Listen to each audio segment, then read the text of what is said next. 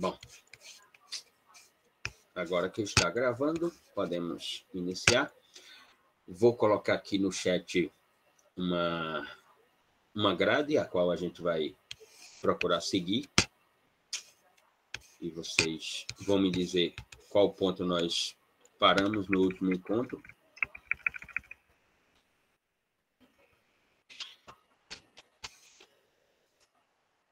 E muito bem.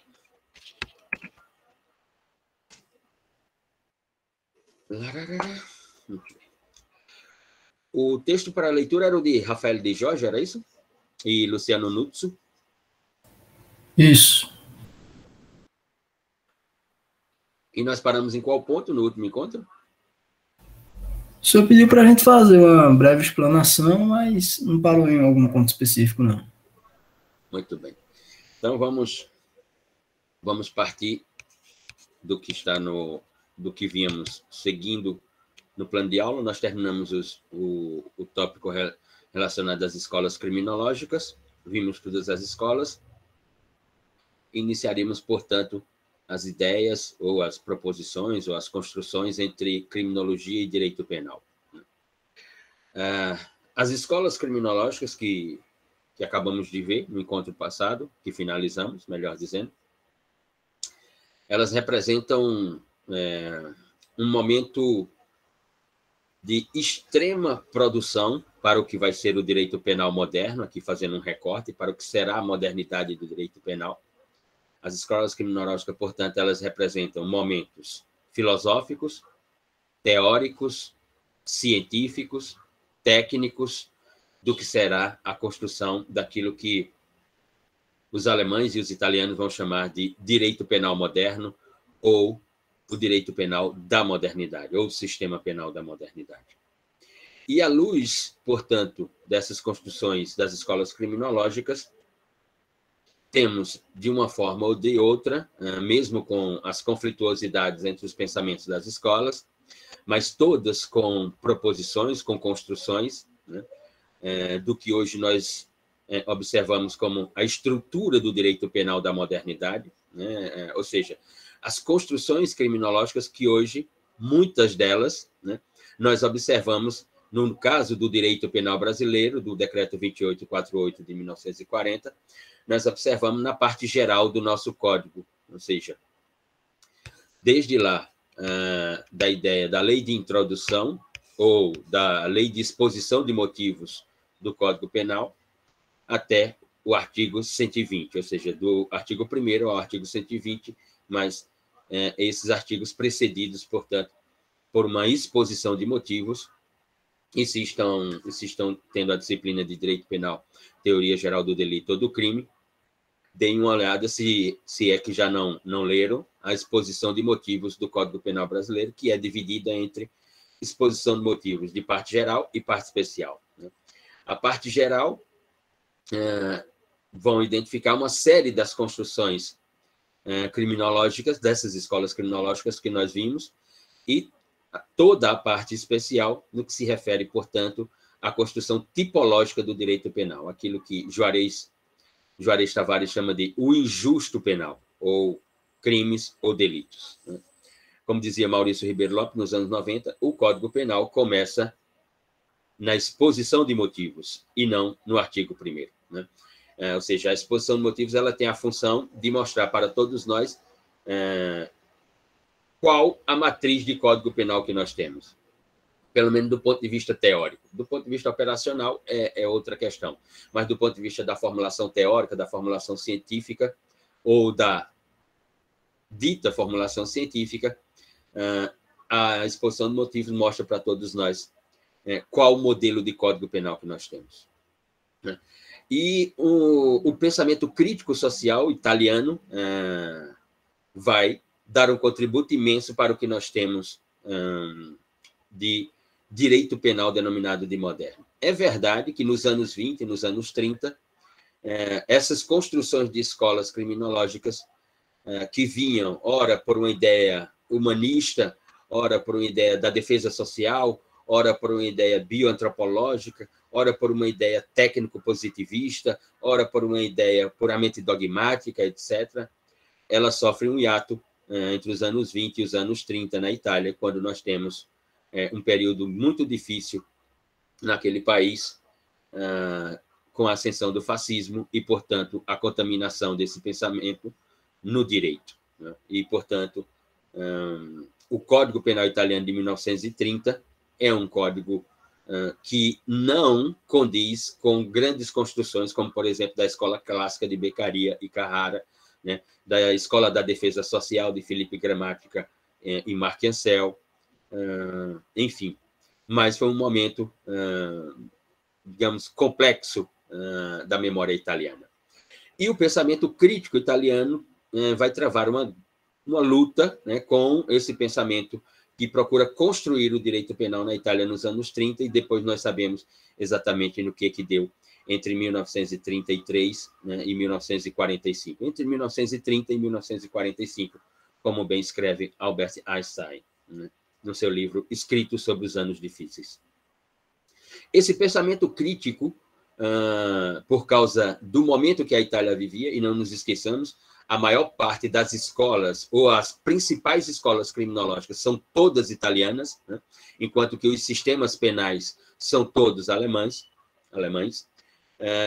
aparece, portanto, o pensamento do que Alessandro Barata vai chamar, lá no final no meados dos anos 60 e dos anos 70, vai chamar de ultima ratio, ou seja, a última ratio é uma palavra sempre na memória do direito penal, da modernidade, porque ela estava lá na Revolução Francesa. Chama-se ultima ratio, quer dizer a última intervenção, ou seja, o Estado, no pensamento de Alessandro Barata, deveria usar todas as suas ferramentas de construção da cidadania para com as pessoas, ou seja, aquilo que nós chamamos hoje de direitos fundamentais sociais, e mesmo assim, se alguém viesse a delinquir, o Estado, portanto, poderia usar o direito penal como última razão, já que todas aquelas ferramentas de direitos fundamentais sociais seriam interpretadas como as primeiras razões, e o direito penal seria só a última razão, por isso, ultima ratio, né? E naquele período de 30 e 40, nós teremos o que um autor alemão chamado um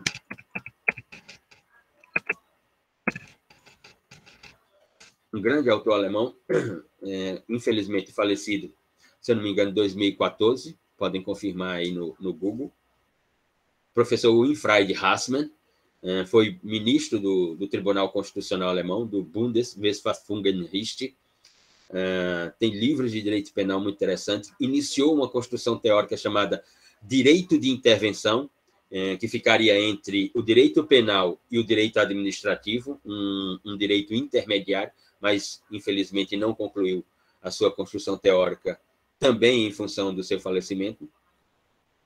O que Hassmann vai chamar de, nos anos 30 e 40, nós vivemos um embate entre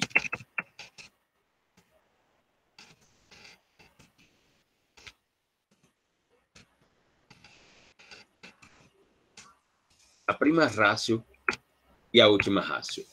Ou seja, com o que estava acontecendo na Europa, nós vivemos, portanto, uma luta, né, um embate entre as ideias de um direito penal de primeira intervenção ou um direito penal máximo, aquilo que só recentemente o professor Jesus Maria Silva Sanches, espanhol da Catalunha, vai chamar de a expansão do direito penal na sociedade pós-industrial, e aí ele cria um slogan chamado direito penal de duas velocidades, e, do outro lado, a última ratio, ou seja, as construções da escola crítica italiana, no sentido de que, não, o direito penal moderno, em função de todas as construções criminológicas, e fundamentalmente por causa do pensamento humanista e do Renascimento, ele não poderia ser um direito penal de última ratio, mas sim de prima ratio. Nesse sentido, portanto, que vivemos o embate na Europa. Esse pensamento da última ratio vai, digamos assim, se fundamentar em duas grandes ideias. Primeiro, no paradigma do Estado constitucional de direito, portanto, na teoria da Constituição, ou nas teorias da Constituição, seja a Constituição política, a Constituição jurídica, a Constituição cultural, a Constituição dos fatores de força social, de La Salle, enfim. todas as categorias constitucionais de teoria do diploma ou da carta magna. E, do outro lado, o que estava na cena e que depois vai aparecer numa forma extremamente sistematizada pelo professor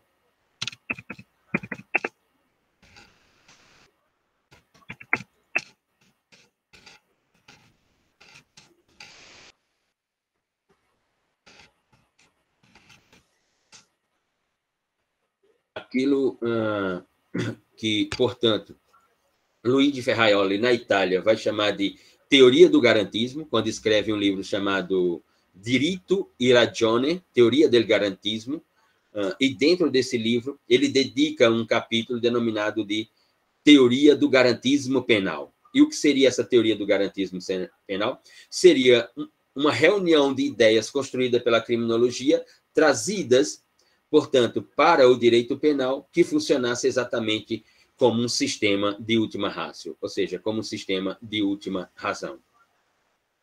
Então, o paradigma constitucional, do Estado Constitucional de Direito, e a ideia do garantismo penal, que é, em matéria penal, uma das estruturas constitucionais do direito, ou seja, o garantismo penal ele está dentro da teoria constitucional moderna, digamos assim, vão combater a ideia de um direito penal de prima ratio, como dizia Hassman, e a afirmação de um direito penal de última ratio, como dizia Alessandro Barata, ou um direito penal de mínima intervenção ou de intervenção penal mínima, digamos assim.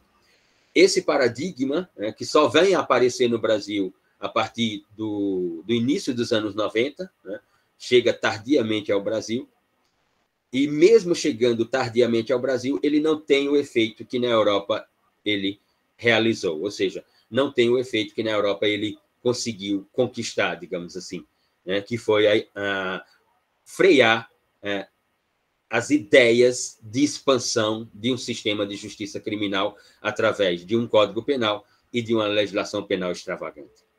No Brasil, no início dos anos 90, nós passamos, portanto, a viver uma ideia inequivocamente da construção de uma cultura do medo, exatamente por causa da ascensão da criminalidade que existia no Brasil, ou que passava a existir no Brasil. Então, a ideia de sociedade, direito e crime, ela tem um marco no direito brasileiro, que é exatamente o início dos anos 90, quando no Brasil você tem uma explosão da criminalidade. Você tem, por exemplo, uma maximização, digamos assim, da criminalidade contra o patrimônio. E, por isso, o legislador brasileiro ele vai majorar as penas ali no capítulo dos crimes contra o patrimônio, na parte especial do Código Penal, quando se tratar de furto, de roubo, extorsão mediante sequestro, principalmente esse último do artigo 159, porque no início dos anos 90, no Brasil, em cidades como São Paulo, Rio de Janeiro, Porto Alegre e Brasília, você estava vivendo um pool, digamos assim, uma expansão dessa modalidade de delinquência, que é a do artigo 159. E, por isso, nós teremos a reforma do artigo 159 nos anos 90, com a majoração de pena. Você pode ir aí dar uma olhada e vai constatar que as penas do artigo 159, dos crimes contra o patrimônio, portanto, no título dos crimes contra o patrimônio, são bem mais gravosas do que aquelas esculpidas para os crimes contra a vida, dos crimes contra a pessoa e os crimes contra a vida, como, por exemplo, homicídio. Ou seja, o legislador brasileiro passa a mensagem de que, no campo da ideia, digamos assim, da proteção de bens jurídicos, no caso brasileiro, proteger patrimônio torna-se mais relevante do que proteger a vida. Porque o tipo penal que estava sendo consumado, ou seja, o tipo penal que estava sendo realizado, a conduta, a ação, o comportamento, era, em regra, aqueles contra o patrimônio, e especificamente do artigo 157 e do artigo 159, roubo e extorsão mediante sequestro. E na classe média alta paulistana, carioca e brasiliense, os jovens universitários estavam sendo sequestrados, e, portanto, essa escolha político-criminal de uma máxima intervenção através do artigo 159, do artigo 157, e de outros tipos penais no capítulo dos crimes contra o patrimônio. Você tem ali, a partir de então, portanto, né, o que os teóricos no Brasil vão chamar de cultura do medo. Né? Você tem, portanto, a criação, que não se sabe até hoje qual é o conceito, qual é a definição, exatamente no ano de 1990, da Lei 8.072/1990, a denominada Lei dos Crimes Hediondos. E aqui a crítica do falecido professor Luiz Flávio Gomes, falecido recentemente, quando ele escreve um texto para a Revista Brasileira de Ciências Criminais, do IBCCRIM, do Instituto Brasileiro de Ciências Criminais, afirmando que aquela lei dos crimes hediondos, ela deveria se chamar a hedionda lei dos crimes hediondos. Primeiro, porque não se tinha um estudo criminológico sobre o que a lei estava trazendo como tipificação, ela não traduzia uma escolha político-criminal e ela era a expressão daquilo que o Infraide Hassmann nominou de prima intervenção, ou seja, máxima intervenção, primeira intervenção do direito penal.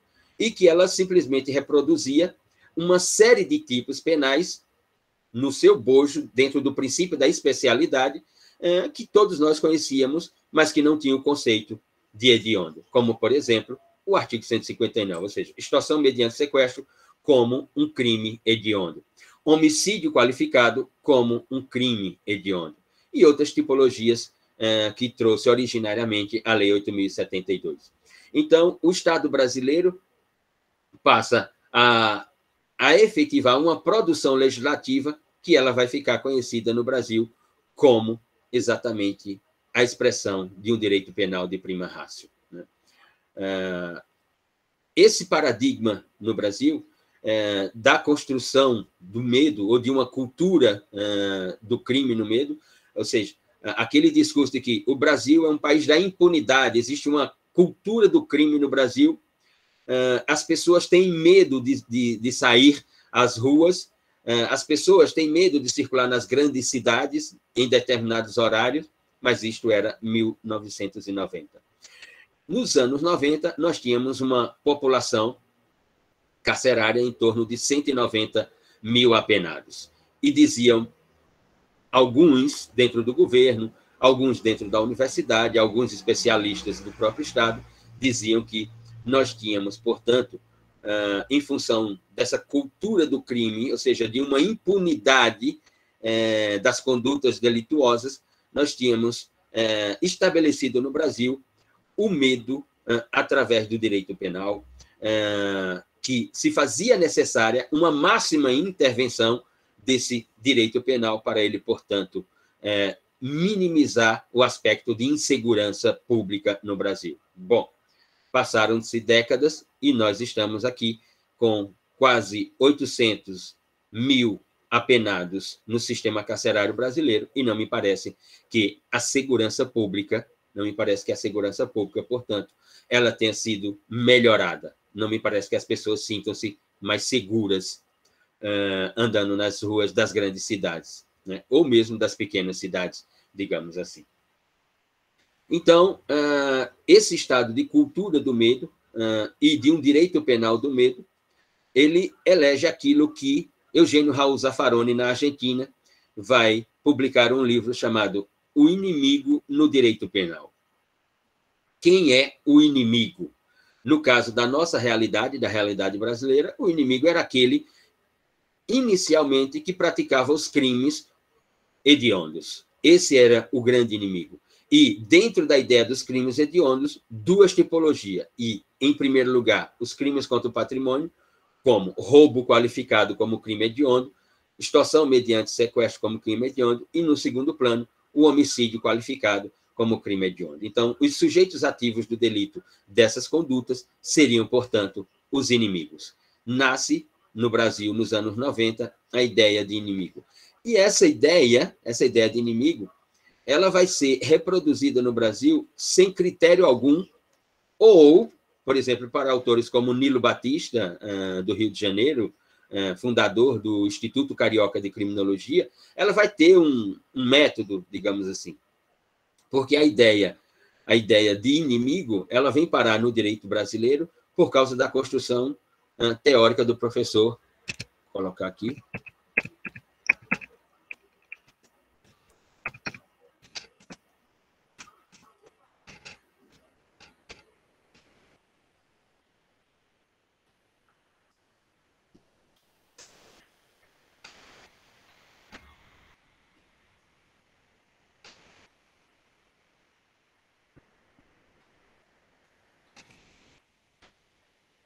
Por causa das construções do professor Gunther Jacobs, professor da Universidade de Bonn, na Alemanha, que, em meados dos anos 80, entre 84 e 86, vai escrever um texto para um congresso que ocorreu na Universidade de Munique, organizado pelo professor Klaus Hoxin, e Gunther Jacobs, portanto, escreve um texto chamado Freidenstrafenrecht Theoria, Teoria do Direito Penal do Inimigo. Nesse primeiro texto de Jacobs, de meados dos anos 80, ele não se posiciona favoravelmente a uma teoria do direito penal do inimigo, mas, Nicole, que é exatamente, que é a terceira velocidade do direito penal, ou no que se chama hoje de terceira velocidade do direito penal. Jacobs, no primeiro momento, no seu artigo que ele apresenta nesse congresso em Munique, ele vai denunciar que existem sistemas penais que tratam determinadas pessoas como inimigas, né? Então, ele vai utilizar exemplos do sistema italiano, né? Quando ele identifica no sistema processual penal e da execução criminal italiana, a figura do que nós importamos da Itália também para a nossa execução penal, chamado de RDD, Regime Disciplinar Diferenciado, né? Que é o quê, Luciano? Que é aquele que está cumprindo a pena no estabelecimento penitenciário ou prisional, né? E ele comete uma falta grave no cumprimento da pena, ou seja, ele se envolve em algum conflito com algum outro detento. Então, o diretor do presídio escreve um relatório para o juiz da execução criminal, recomendando que seja aplicado àquele preso o RDD. O RDD, portanto, seria retirar o apenado do convívio da população carcerária e isolá-lo em uma cela por um prazo que vai de 1 a 365 dias e que agora foi renovado para até 2 anos de isolamento celular total em relação a toda a população carcerária. Então, Jacobs, em meados dos anos 80, ele vai fazer essa denúncia, dizer, existem sistemas penais que tratam determinadas pessoas como inimigas. Esse é um. Vai citar também o sistema penal colombiano, que é no momento do paradigma muito difícil para a Colômbia, do movimento revolucionário na Colômbia, denominado de FARC, né? E que, portanto, o Estado colombiano passa a construir uma série de leis criminalizando movimentos denominados de revolucionário como movimentos terroristas. E Jacobs também vai citar essa realidade colombiana. Ele não se posiciona a favor de um direito penal do inimigo. Ele não diz, eu sou favorável a esse modelo de direito penal e tal. Não, isso não acontece. Mas no ano de 1988, um autor que hoje é muito conhecido na Alemanha, mas em 88 ele era um jovem, discípulo do professor Winfried Hassmann. Eu estou falando do professor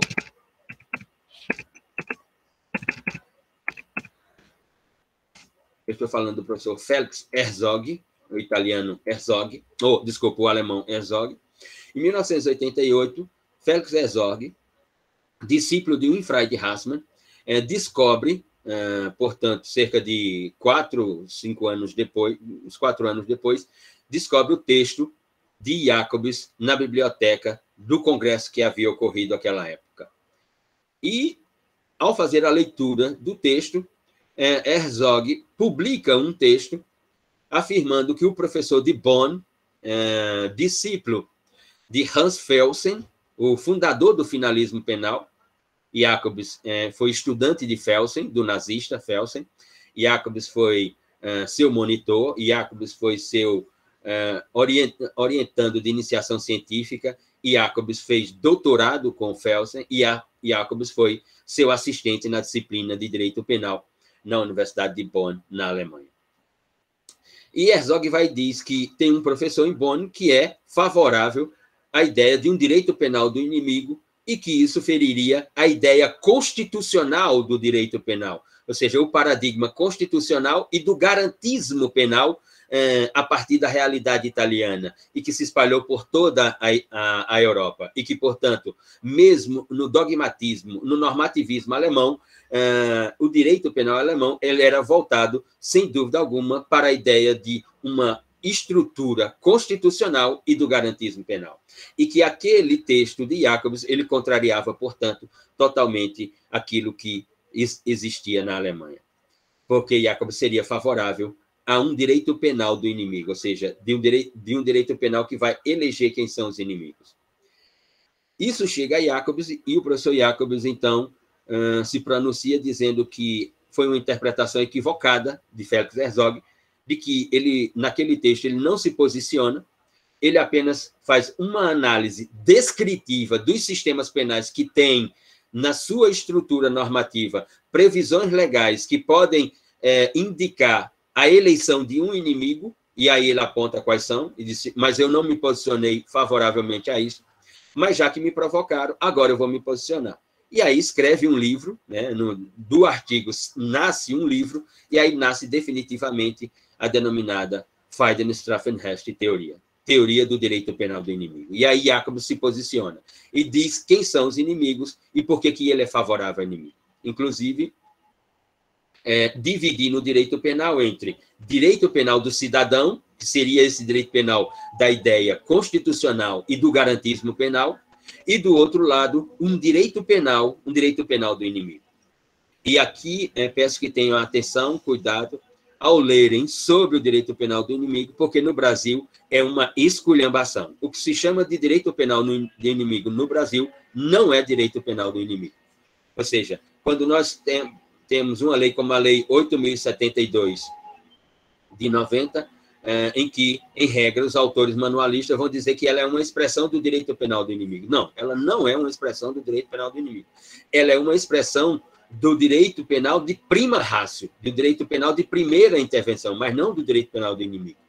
Porque se leem a teoria de Jacobs, né, que tem aqui um livrinho dele aqui atrás, se leem a teoria de Jacobs, vão notar que ele constrói uma moldura para dizer quem são os inimigos. O que significa dizer que só é inimigo quem está dentro daquela moldura. Se eu olhar para a moldura e olhar para cá, numa relação social conflituosa, traduzida como crime ou delito, e olhar quem é o sujeito ativo do delito, se esse sujeito ativo do delito, dessa relação social conflituosa, ele não estiver dentro dessa moldura, então ele não é o inimigo. E aí no Brasil coloca-se todo e qualquer sujeito ativo do delito como inimigo. Ou seja, aqueles do artigo 159, aquele de extorsão mediante sequestro, aqueles de roubo qualificado, aqueles de homicídio qualificado, aqueles de latrocínio, quando isso não é direito penal do inimigo, por um detalhe técnico, teórico e científico. Qual seja, esses sujeitos ativos não estão dentro da moldura colocada por Jacobs. E aquela moldura, ela é o quê? Ela é um rol taxativo e não enumerativo. Eu não posso colocar dentro da teoria do autor nomes que ele não estabeleceu. Então, para Jacobs, quem são os inimigos? Para Jacobs, sim, inimigo é aquele sujeito ativo do delito da Lei 11.343 de 2006, quando nós estamos falando em esfera internacional, ou seja, aquele do artigo 33 da Lei 11.343, quando está no tráfico ilícito de entorpecente internacional. Então, para Jacobs, o traficante de drogas internacional, ele é um inimigo. O terrorista, ele é um inimigo.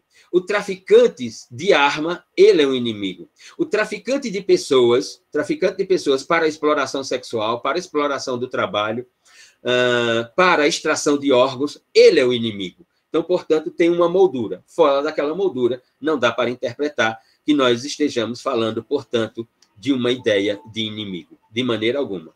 Não foi essa a ideia construída por Jacobs. Então, não é, de maneira alguma, não é o direito penal do inimigo de Jacobs que existe no Brasil.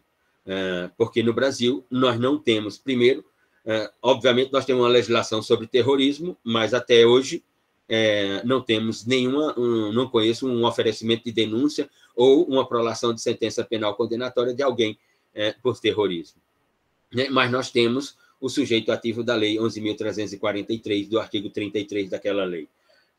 Nós podemos ter o traficante de armas, nós podemos ter o traficante de pessoas para exploração sexual, e temos vários e vários casos. Inclusive, temos tipo penal sobre tráfico de pessoas na ordem interna, na ordem nacional e internacional. Temos 2 tipos penais que versam sobre isso. Então, esses são os inimigos. Então, quando eu olhar para a legislação penal brasileira, quando eu olhar para o Código Penal brasileiro e eu notar que tem uma tipologia que está dentro da teoria de Jacobs, nós estaremos, portanto, naquilo que Nicole escreveu aqui, de um direito penal de terceira velocidade. Se não está naquela moldura, né, então nós estaremos num direito penal de prima ratio, ou seja, de primeira intervenção, de máxima intervenção, mas não um direito penal do inimigo, digamos assim, nesse sentido.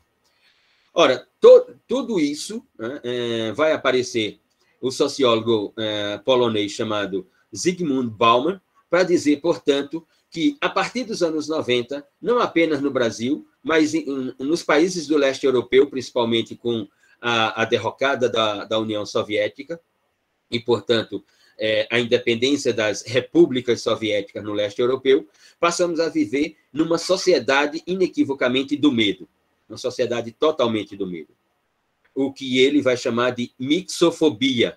Vivia-se uma mixofobia. A criminalidade de um lado e um direito penal de máxima intervenção do outro, ou um direito penal de primeira intervenção do outro lado. E isso não vai se resolver tão facilmente. Aliás, até os dias atuais não se resolveu. É só notarmos que, por exemplo, nos anos 90, nós tínhamos, e já tinha estudos nesse sentido, Damásio Evangelista de Jesus, penalista, membro do Ministério Público, aposentado, tinha estudos sobre isso. O professor Luiz Regis Prado, no Paraná, professor da Universidade Federal do Paraná, tinha estudos sobre isso. Juarez Tavares, no Rio de Janeiro, tinha estudos sobre isso. Um grande autor brasileiro que morre em 1999, infelizmente, o professor João Marcelo de Araújo Júnior, promotor de justiça no estado do Rio de Janeiro, e professor também na Universidade Federal do Rio de Janeiro, um grande autor de direito penal. Aliás, o autor responsável por uma reformulação da parte especial do Código Penal brasileiro no final dos anos 90, exatamente quando ele morre, em 1999.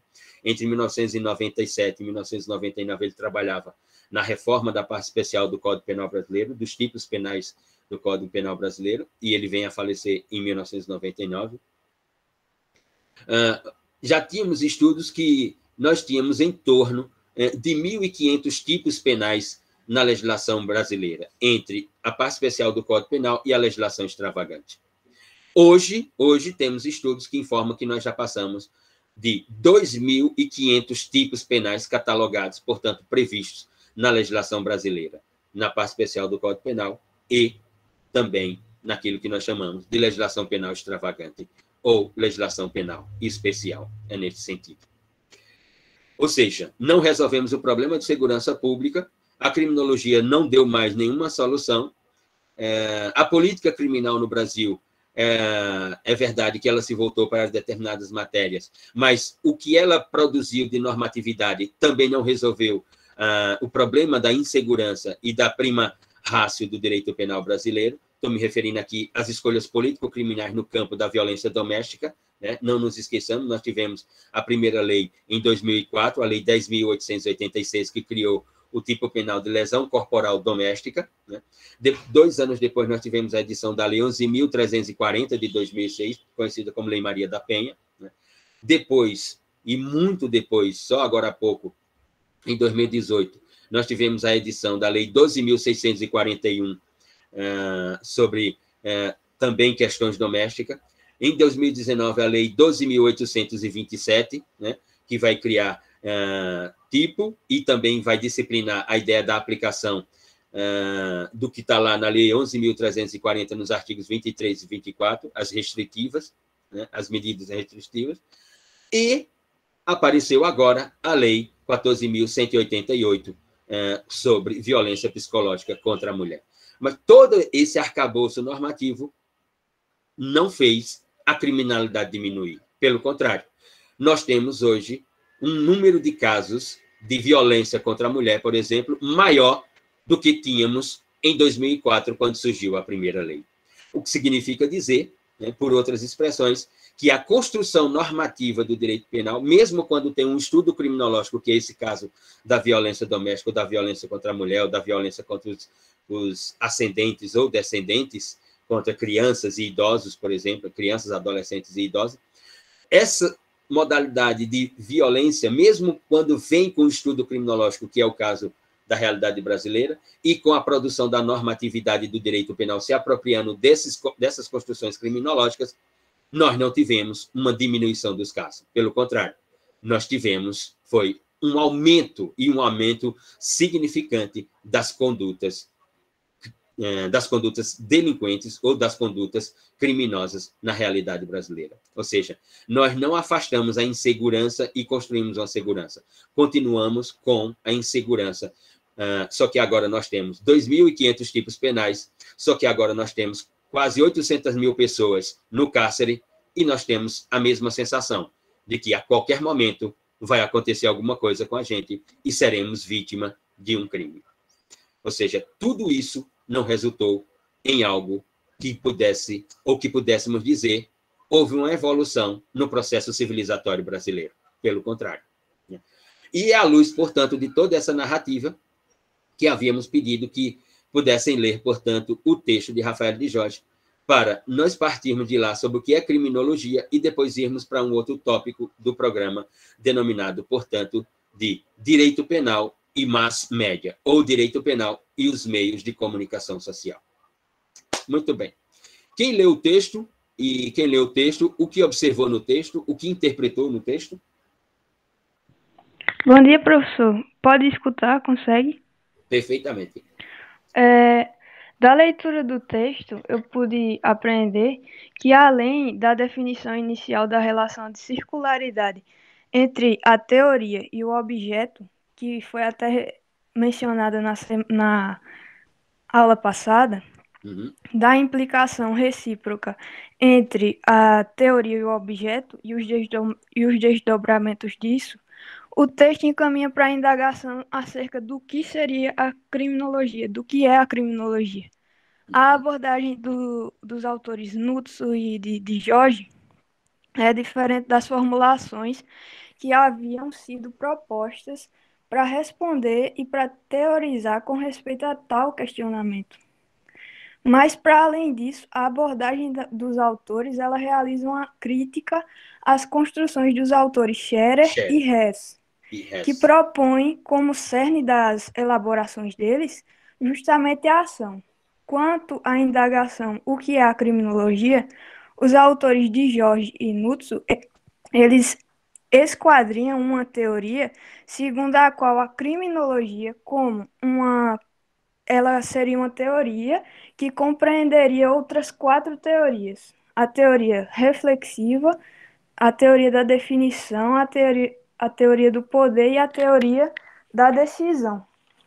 A criminologia, enquanto uma teoria reflexiva, teria o sentido que a criminologia como uma teoria que constrói conceitos e definições criminológicas. Assim, um observador específico, ou o criminólogo, nesse caso, ele observaria um objeto determinado, que seria, no caso, as relações sociais conflituosas. Para se ter esse objeto determinado, seria necessário que um observador propusesse a teoria e o objeto. A teoria ela iria de encontro ao objeto, por conta da circularidade, e regressaria esse objeto, iria de encontro também à teoria. Seria necessário, então, que esse objeto ele estivesse determinado, identificado e isolado, para que esse observador ele tivesse a possibilidade de formular os sentidos, os conceitos e etc. A criminologia no sentido da reflexão, ela seria, então, o reagente em relação ao qual o direito penal ele produziria as configurações tipológicas, dogmáticas ou mesmo normativas. O direito penal construiria a si mesmo enquanto uma ciência a partir das construções da criminologia. Aí o senhor pode corrigir se estiver errado. A teoria da definição, no sentido de que a criminologia ela não deteria a faculdade ou o condão de definição da ação, do sujeito dessa ação ou mesmo do crime, mas as construções da criminologia elas seriam o eixo utilizado pelo direito penal para, esse sim, definir pela lei o que seria considerado como crime. Como uma teoria do poder, no sentido de que se a ação criminal é definida como tal em virtude de uma decisão tomada por um poder, nesse sentido, uma teoria que trataria a ação como seu objeto, como é o caso da de Scherer e Hess, ela não poderia ser considerada uma teoria da ação, uma vez que a própria ação, como um conceito e a sua definição não são ditas ou tratadas pela criminologia, mas sim pelo direito penal, como se ilustra no ordenamento jurídico nacional pela definição de ação no artigo 13 do Código Penal. A criminologia, então, ela seria uma teoria não da ação, mas do poder, que seria puro poder nesse sentido. Por fim da decisão, porque ela construiria uma teoria da decisão, porque ela construiria e decidiria, como já falado, despreza ou afastada do elemento principal, central, que seria a ação. A ação seria um construto do direito penal e não da criminologia. Foi isso, professor. Muito bem, Maria Clara. Você falou muitíssimo bem. Conseguiu interpretar assertivamente o texto de Nutsu e de Jorge. Você tem pontos nessa disciplina, Maria? Não, professor, nadinha. Nadinha. Então, agora você tem 4 pontos pela sua manifestação. Mais alguém?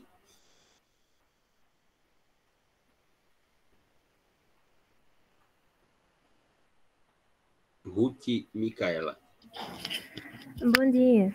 Bom dia. Complementando sobre o texto, inicialmente ele discute a questão da ação e da comunicação, alguns elementos que pressupõem, segundo o texto, a criminologia, né, inclusive essas temáticas já foram discutidas por Immanuel Kant, por Luhmann, e após essa discussão ocorre também, relata-se, na verdade, a questão da estratificação para algumas definições e algumas conceituações de criminologia. Inclusive algumas que já foram discutidas, que seriam a teoria reflexiva do direito, poder da lei penal, poder e a teoria do poder, mais especificadamente, a teoria da decisão e a intencionalidade, né? E, por fim, para concluir com base na criminologia. Mais alguns pontos que seriam importantes de enfatizar seriam essa questão da teoria do poder, porque também é discutido,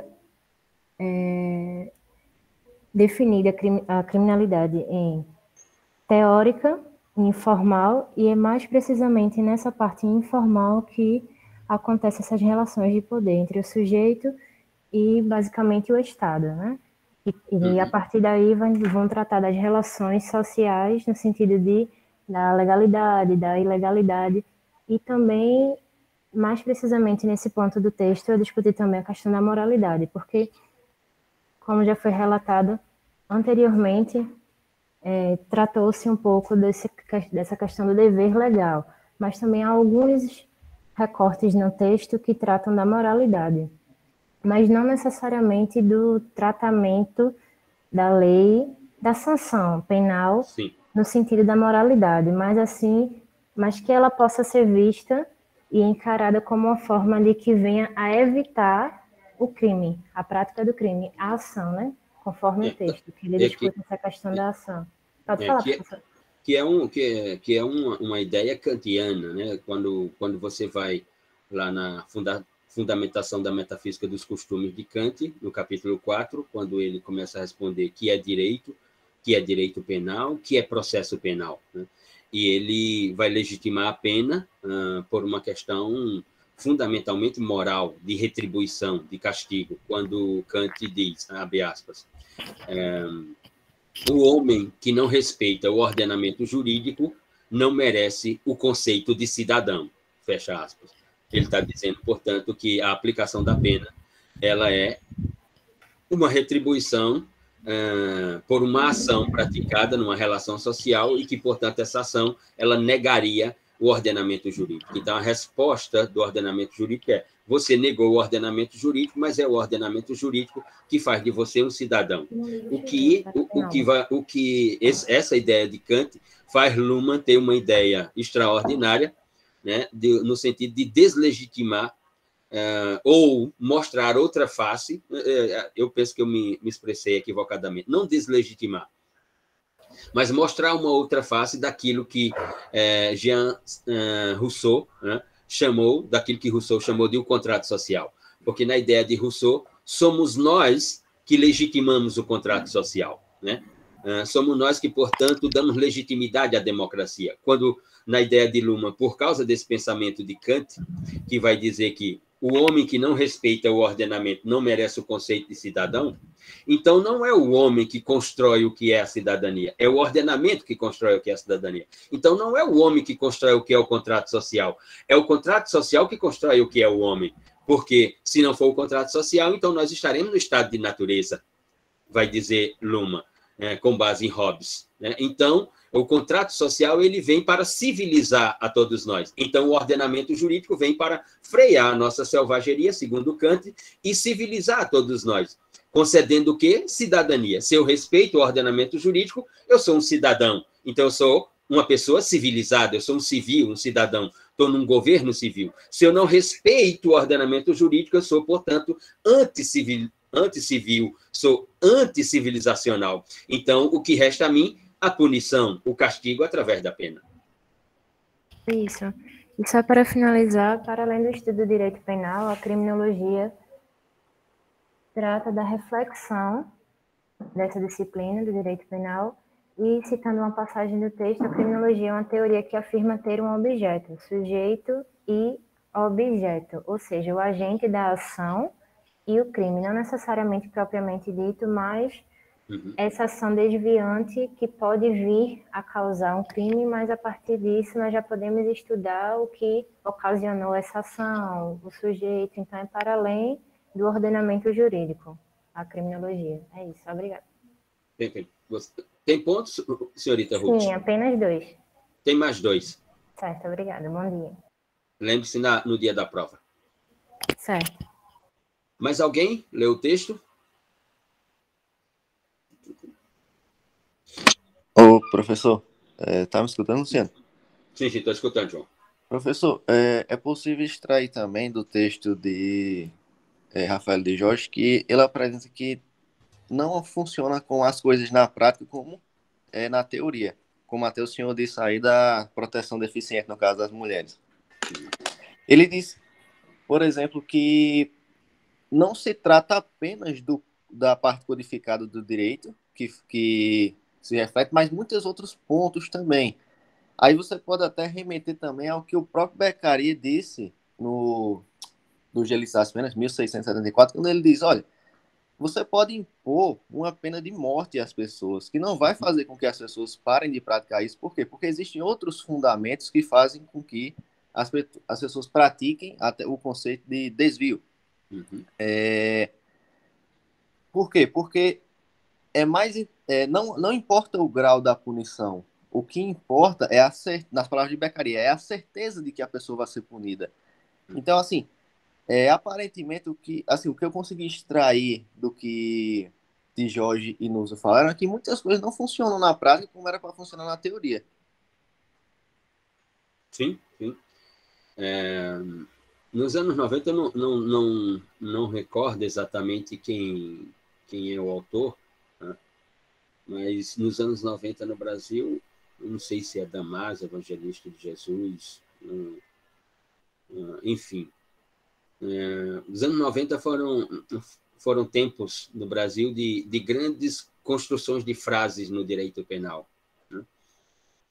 sobre essa ideia de Beccaria, portanto, da certeza da pena, no Brasil se produziram grandes frases no sentido de que o que valeria era a execução da pena e não a aplicação da pena ou a atribuição de pena. Para dizer, portanto, numa ideia de um direito penal de prima ratio, de que o cumprimento da pena no Brasil pelo sistema progressivo de pena, ou seja, iniciando no fechado, indo para o semiaberto e depois para o aberto, era um incentivo à impunidade, era um incentivo, portanto, à ideia de uma cultura do crime no direito brasileiro. E essa frase aqui, cultura do crime, ela tem que ser interpretada nas duas faces dela. Uns vão se referir à cultura do crime quando diz, no sentido de que há uma impunidade e, portanto, esse seria um dado no direito brasileiro, e outros vão se referir à cultura do crime pela maximização dessa palavra crime nos discursos no Brasil, ou pela prima ratio do direito brasileiro. Então, a cultura do crime no Brasil é uma frase que vai ter, portanto, dois sentidos, para a ideia da impunidade ou para a ideia da intervenção máxima do direito brasileiro, do direito penal brasileiro. Mais alguém leu o texto? Isabela. Então, o que eu entendi do texto, né, mais ou menos, porque eu achei um pouco complicado, que tem muitas palavras repetidas, enfim. Que foi como ele fala muito sobre como construir os objetos da teoria e como construir a teoria dos objetos, né? Aí fala que o objeto da teoria ele tem que ser determinado, e que o objeto ele tem que justificar a estrutura da teoria. E que a teoria seria um processo de reflexão do objeto, que quando adquire materialidade através dessa teoria, ela não é mais uma construção semântica, né? Ela se torna um objeto, porque a teoria ela vai se apropriar do objeto, porque o objeto ele vai se opor à teoria. E também ele diferencia o conceito de legal e de ilegal, né? Que seriam que essa legal e ilegal não fazem parte do mundo, porque são valores jurídicos e fazem parte da lei, só que é só, ele fala depois, né, que é apenas a parte legal, que seria um valor jurídico, porque sem a violação da lei, a lei deixa de operar. Por isso que essa parte ilegal ela não seria necessariamente um valor jurídico. Enfim. Muito bem, Isabel. Você tem pontos, Isabel?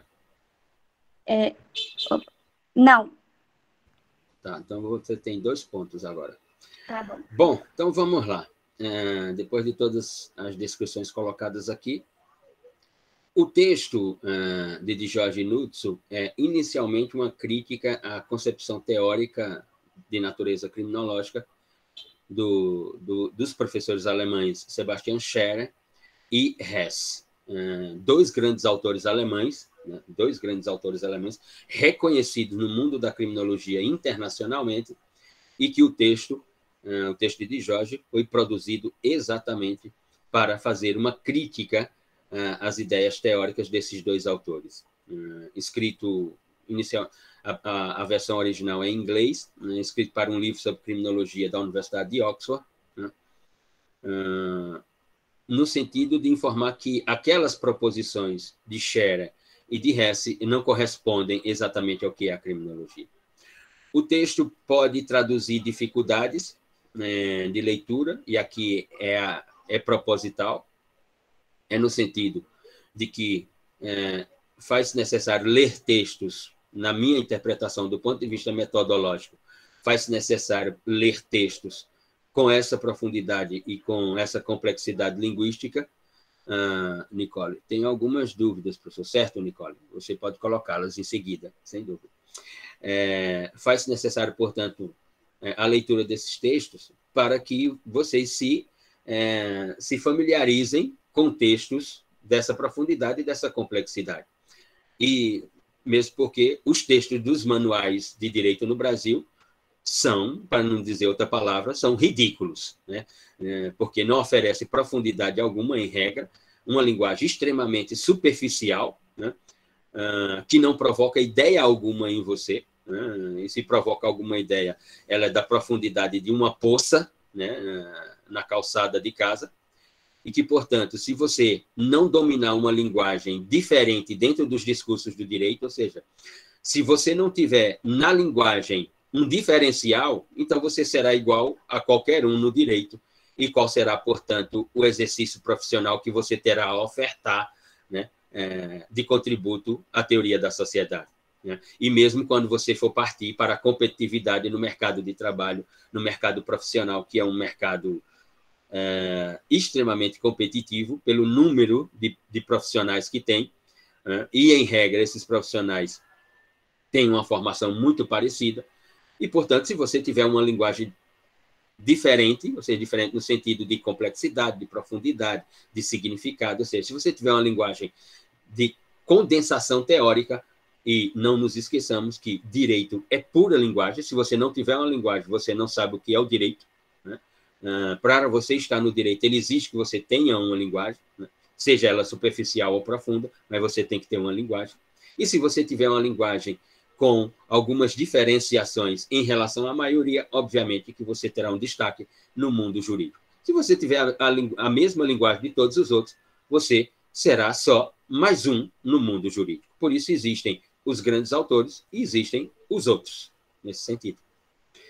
Antes de, portanto, comentarmos o texto, Nicole. Diga, Nicole. Oi, vocês estão me ouvindo? Sim, sim.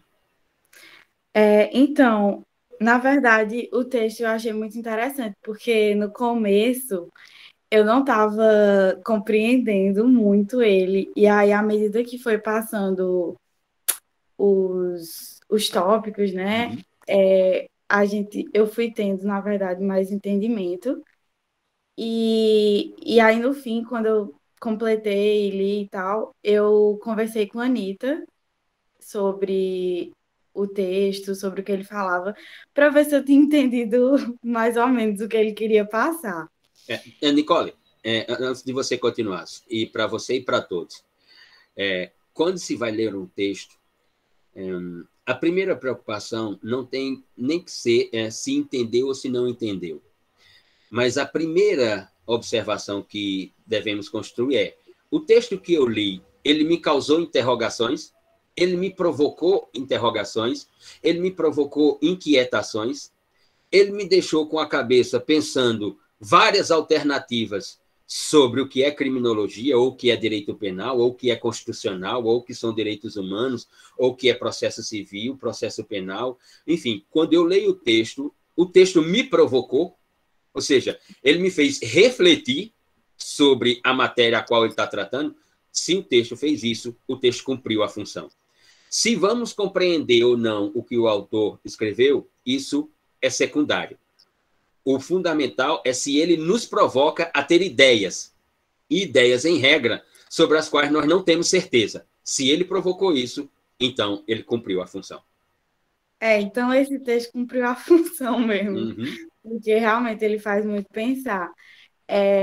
Então, o que eu entendi é que, como a Isabela já tinha colocado, né, que as teorias elas são construídas usando uma arquitetura conceitual, que primeiro a gente precisa determinar o objeto e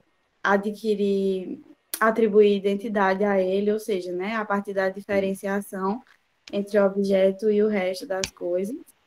E que achei muito interessante também que ele fala sobre que a teoria é um processo de reflexão do objeto que vai adquirir materialidade por causa, né, da teoria, que deixando de ser uma construção semântica, né, se materializando. Sim.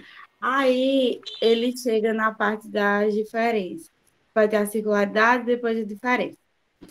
Aí nessa parte, ele fala assim: o pensamento moderno usa e universaliza o procedimento de construção que manipule a comunicação social, obscurecendo a unidade da diferença que o próprio pensamento constrói para produzir o que emprega como realidade. Aí eu fiquei na dúvida, eu e a Anitta, no caso, se seria justamente a construção dessas teorias, que seria esse processo de manipulação para obscurecer a unidade da diferença e tal, enfim. Quando ele utiliza a ideia de obscurecer, e que em outros textos de Jorge utiliza ocultar, que essa construção que ela é inicialmente semântica, né, e que depois ela deixa de ser semântica e passa a ser uma estrutura, porque agora ela será uma norma, né, porque a criminologia ela não tem, do ponto de vista científico, estrutura para criar normas, porque ela não é uma ciência da normatividade, ela é uma ciência da invenção. Ou seja, a criminologia inventa quem é o sujeito ativo do crime, ela inventa quem é o sujeito passivo, quem é a vítima, ela inventa qual é o bem jurídico que deverá ser tutelado, mas ela própria, que é uma invenção, ou seja, ela é pura semântica, ela é a própria semântica, porque ela dá um sentido, ou seja, Isabela, é uma teoria do direito penal, né? Sim, ela é uma teoria do direito penal, porque o direito penal é um outro sistema que, sem a criminologia, ele é vazio. Ele precisa das construções criminológicas, por exemplo, ele precisa que a criminologia diga quem é o sujeito ativo, para ele colocar em si próprio, no direito penal, ou seja, colocar na norma. O direito penal é norma. Então, a criminologia é uma teoria do direito penal. Ou seja, ela vai determinar o que vai ser o direito penal quando o direito penal não tem estrutura para fazer estudos sobre quem é o sujeito ativo e quem é o sujeito passivo, mas ele tem a estrutura de normativizar essa invenção chamada sujeito ativo e sujeito passivo. Então, o que significa dizer que o direito penal ele é uma ciência puramente da normatividade, ou seja, puramente da dogmatização das construções criminológicas, semânticas. Ou seja, quando sai da criminologia e vem para o direito penal, deixa de ser semântica, passa a ser uma estrutura. Nesse percurso, esse processo faz obscurecer ou ocultar as complexidades, porque quando o criminólogo observa, eu vou dar um exemplo para traduzir a dúvida de Nicole. O que é obscurecer ou o que é ocultar? Diz Isabela aqui, no caso, a criminologia seria mais uma construção filosófica. Exatamente! Ela é pura filosofia. Ela não tem estrutura normativa, mas ela é aquilo que Maria Clara interpretou perfeitamente no texto de Rafael de Jorge e Knudson. Ela tem quatro estruturas semânticas irrenunciáveis. A primeira dela é que ela é uma teoria da reflexividade. A segunda dela é que ela é uma teoria da definição. Ela define o que o direito penal vai normativizar. A terceira é que ela é uma teoria do poder.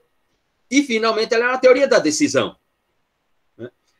Vou dar um exemplo aqui. O que é esse obscurecer que está aí jogando uma série de interrogações na cabeça de Nicole e de Anitta.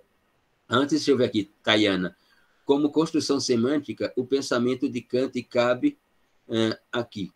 Uma racionalidade sem experiência é vazia, e uma experiência sem racionalidade é cega. Exato, sim. Uhum. O que é esse obscurecer? Nesse processo entre invenção semântica ou construção de sentido, porque o que a criminologia faz é construir sentido, e esses sentidos serão normativizados pelo direito penal, só o direito penal pode fazer isso, né? Nesse processo, há uma obscuridade da diferenciação, o que autores como de Jorge, como Luhmann, como Glasserfeld, como Spencer Brown, como uma série de outros, vão chamar de teoria da diferenciação, que é quando o criminólogo observa a relação social que vai se traduzir conflituosa, ele tem que nominar, ou seja, ele tem que inventar uma terminologia para essa relação, no sentido de fazer nascer a semântica. Porque sem semântica não há sentido nas palavras, né? A sintaxe não dá sentido às palavras, ela dá forma. E a pragmática não dá sentido e nem forma às palavras, ela dá aplicabilidade às palavras. Então, resta a semântica construir sentido. Então, o criminólogo observa e diz, uma relação em que um homem agride uma mulher. Um homem agride uma mulher no espaço doméstico. A isso, eu, criminólogo, vou chamar de violência doméstica. Aqui nasce a semântica. Aqui está, portanto, a invenção da criminologia. E invenção aqui não é no sentido negativo, não. É invenção aqui no sentido de ciência. Ou seja, como disse Einstein, lá no seu texto de 33, abre aspas, toda e qualquer construção teórico-científica é uma invenção da mente humana. Nesse caso aqui, o que o criminólogo está observando na relação social que vai se traduzir conflituosa, ele terá que nominá-la. Ele terá que dar uma semântica a ela. Ele terá que, portanto, construir um sentido para aquela relação que é conflituosa. O criminólogo, então, diz, isso é violência doméstica. Quando essa semântica sai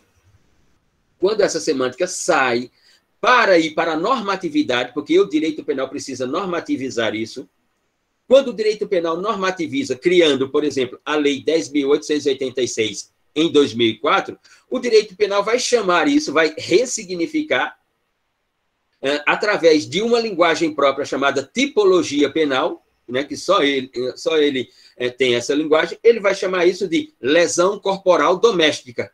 Por quê? Porque é uma relação conflituosa de agressão ao físico, à integridade física.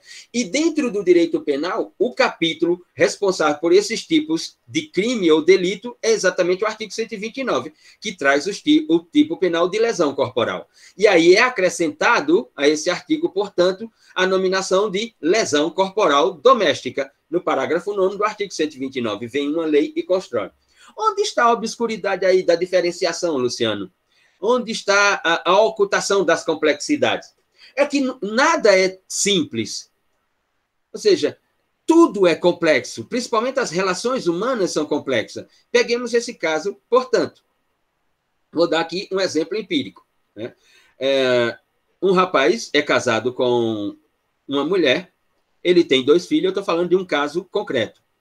Ele tem 2 filhos, e em um determinado momento, numa discussão entre casal, ele agride a mulher. Ele agride a mulher fisicamente, para além de moralmente. O que configura, portanto, o que está lá previsto no direito penal, normativizado, construído como semântica pela criminologia, né, das condutas previstas, tanto no parágrafo 9º do artigo 129, sobre o conceito de violência moral, que está lá, portanto, na Lei 11.340 de 2006. Então, ele acaba de consumar um delito. Muito bem. Ele vai responder sobre esse delito. O juiz do caso concreto vai aplicar aquelas medidas previstas nos artigos 23 e 24 da Lei 11.340, né, para proteger a mulher. Então, determina que ele saia de casa e não e mantenha uma distância de, no mínimo, 500 metros para essa mulher, para garantir, portanto, a integridade física dessa mulher, a integridade moral dessa mulher e tudo mais. Essa mulher ingressa com um processo de divórcio e requer, portanto, uma pensão. Só que esse sujeito ativo da conduta, né, ele trabalha numa empresa de carros forte, ele é segurança de carro forte, carro que transporta recursos financeiros, e no contrato de trabalho dele está dizendo que, se ele se envolver em algum caso de ordem criminal, né, não terá o seu contrato renovado e, portanto, ele não trabalhará mais naquela empresa. E quando acontece isso, ele está exatamente no fim do contrato de trabalho dele. E que, para renovar o contrato, a empresa vai exigir certidões negativas de que ele não está envolvido, respondendo a inquérito policial, respondendo a processo crime, etc. Ele não poderá apresentar.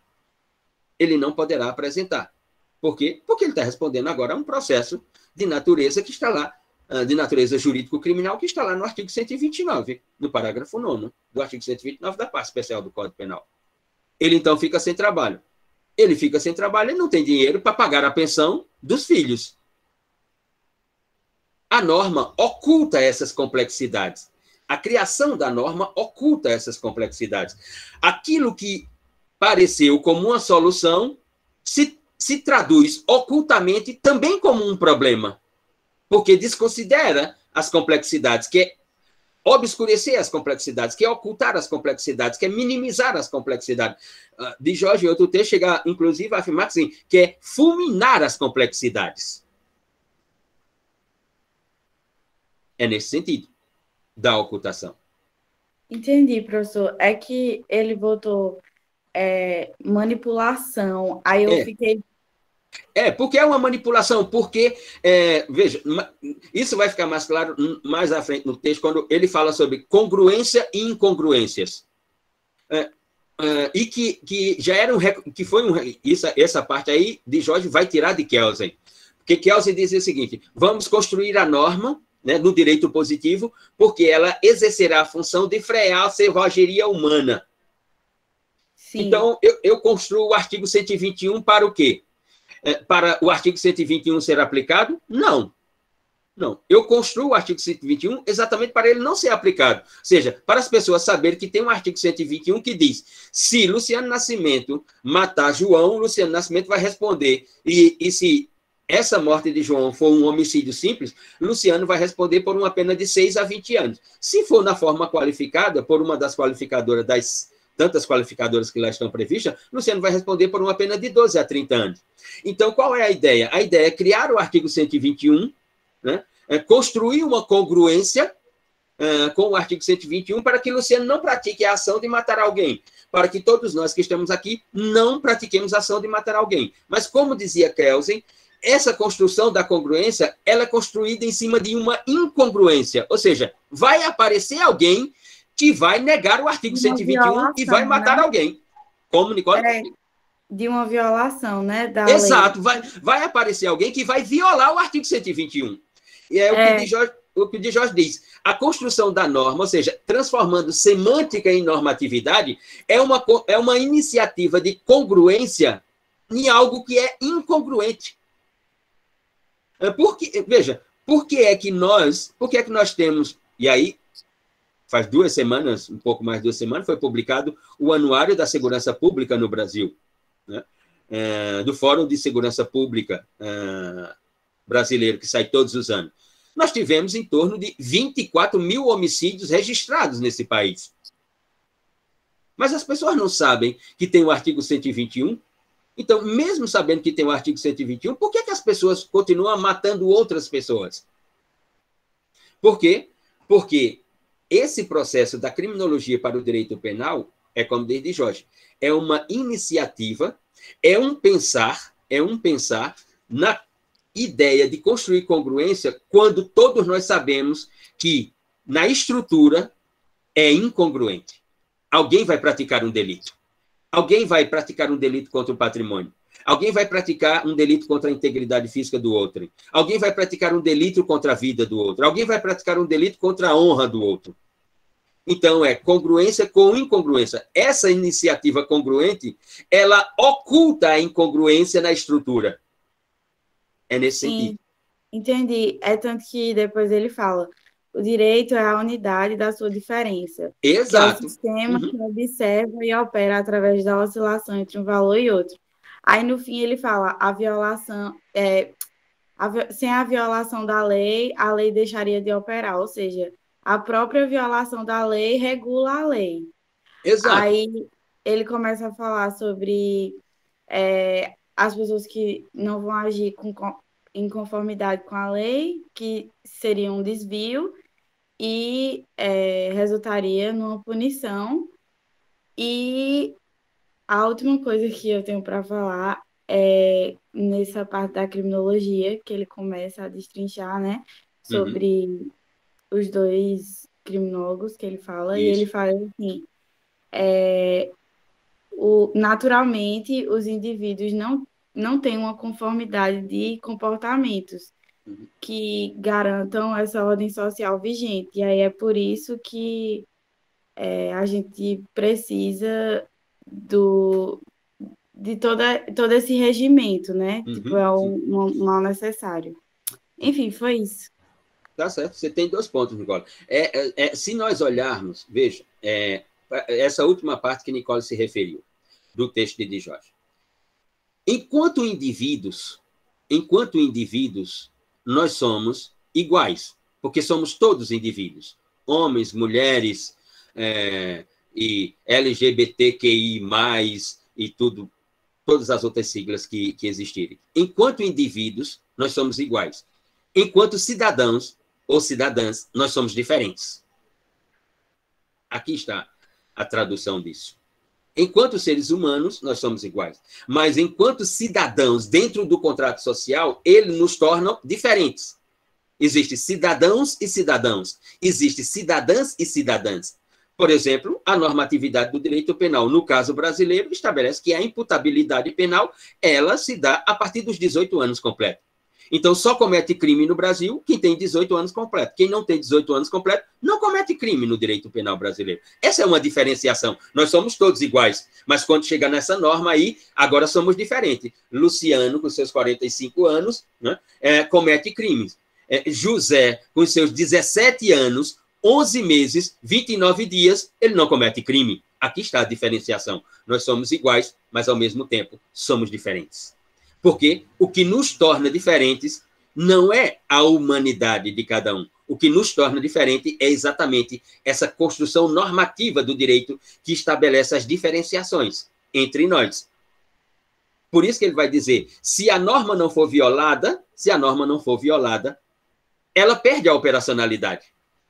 E Kelsey tinha falado isso. Kelsey dizia, nós estamos construindo congruência sobre aquilo que é incongruente. Mas a incongruência ela vai aparecer a qualquer momento para operacionalizar a norma. Para o quê? Para que a norma seja vigente do ponto de vista de uma materialidade no ordenamento jurídico, do ponto de vista da aplicabilidade da norma. A norma só pode ser aplicada quando ela for violada. O que é paradoxal. Mas Kelsey dizia, nós criamos a norma para ela não ser aplicada, mas ela vai ser aplicada. Nós criamos a norma para ela não ser auto-operacionalizável, mas ela será em algum momento. Veja, quando é que nós nos lembramos dos direitos humanos? Quando é que nós nos lembramos que os direitos humanos existem? Quando eles são violados. Exato. Quando eles são negados. Quando eles são negados, aí nós atentamos para os direitos humanos. Enquanto eles não são violados, nós nem ligamos para os direitos. Estamos nem aí com a ideia de direitos humanos. Nós só temos a ideia de argumentar sobre direitos humanos quando eles são negados. Enquanto eles não são negados, nós estamos nos lixando para os direitos humanos. Por quê? Porque só com a negação dos direitos humanos é que, na diferenciação da nossa individualidade como ser humano, é que nos atinge.